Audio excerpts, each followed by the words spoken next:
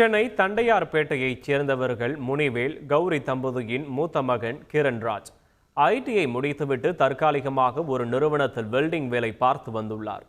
Reels எடுப்பதில் அதீத விருப்பம் கொண்ட கிரண்ராஜ் ரீல்ஸ் எடுப்பதற்காக தனது நண்பர்களுடன் 8 பேருடன் சேர்ந்து எண்ணூரில் உள்ள குட்டை பகுதிக்கு சென்றுள்ளார். அந்த குட்டையானது சிபிசிஎல் நிறுவனத்திலிருந்து சுடுதண்ணீர் கடலுக்கு செல்ல அமைக்கப்பட்டிருந்த பாதையாக முன்பு இருந்ததாக கூறப்படுகிறது.